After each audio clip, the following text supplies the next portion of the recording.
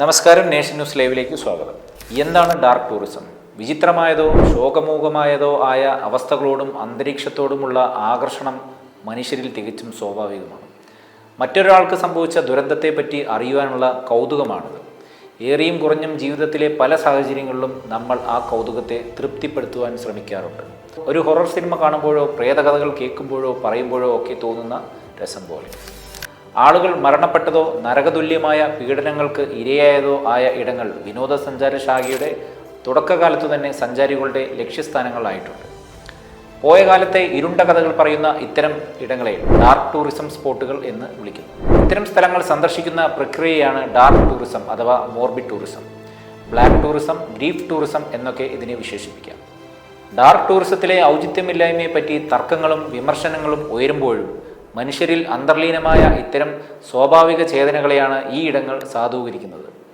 ഒപ്പം ചരിത്രത്തെപ്പറ്റിയും സംസ്കാരങ്ങളെപ്പറ്റിയും മനുഷ്യരാശിയെപ്പറ്റി തന്നെയും അറിയുവാനുള്ള ആഗ്രഹത്തെയും.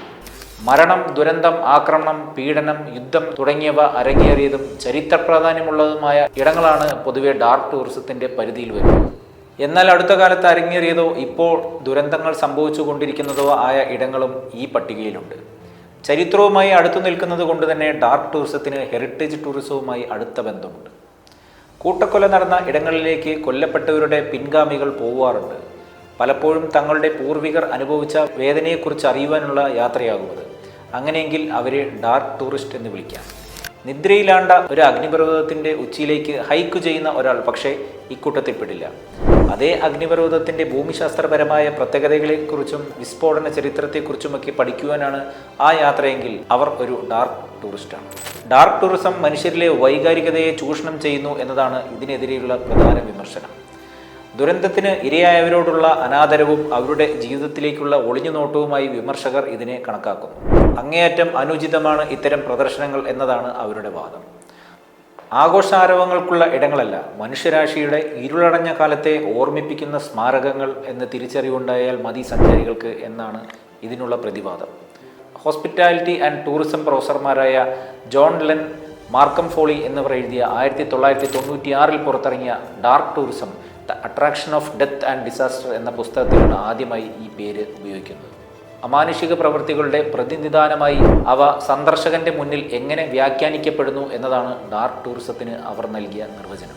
The dark tourist എന്ന നെറ്റ്ഫ്ലിക്സ് സീരീസും ഷെർണോബിൽ എന്ന HBO ഷോയുമാണ് ഡാർക്ക് ടൂറിസത്തെ കൂടുതൽ ജനപ്രിയമാക്കിയത്.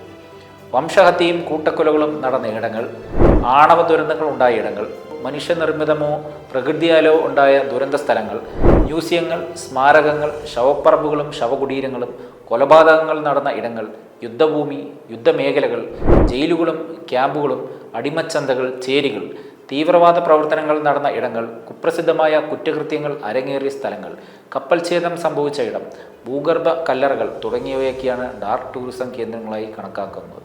ഇതിൻ്റെ ചില ഉദാഹരണങ്ങൾ കൂടെ നമുക്ക് നോക്കാം.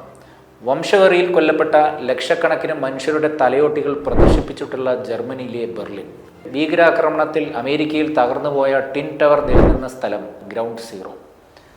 ആണവ ദുരന്തമുണ്ടായ ഷെർണോബിൽ. അണുബോംബ് വീണ് തകർന്ന നാഗസാക്കി. അഗ്നിപർവ്വത സ്ഫോടനത്തിലുണ്ടായ ബാലിയിലെ മലനിരകൾ. 2020 ജനുവരി മുതൽ കോവിഡ് ബാധിച്ച് മരിച്ചവരെ അടക്കം ചെയ്ത സെമിത്തേരികൾ.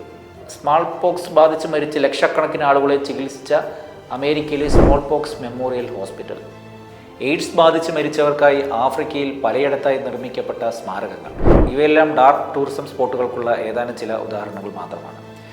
ഇന്നത്തെ വീഡിയോ നിങ്ങൾക്ക് ഇഷ്ടമായെങ്കിൽ വീഡിയോ ലൈക്ക് ചെയ്യുക, ചാനൽ സബ്സ്ക്രൈബ് ചെയ്യാനും മറക്കരുത്. തുടർന്ന് ഇത്തരത്തിൽ ഏതെങ്കിലും ഡാർക്ക് സ്പോട്ടുകളിൽ നിങ്ങൾക്ക് പോയ അനുഭവങ്ങളുണ്ടെങ്കിൽ അനുഭവങ്ങൾ കമൻറ്റ് ബോക്സിൽ വിവരിക്കുമല്ലോ. മറ്റൊരു വീഡിയോയിലൂടെ വീണ്ടും കാണാം. നന്ദി, നമസ്കാരം.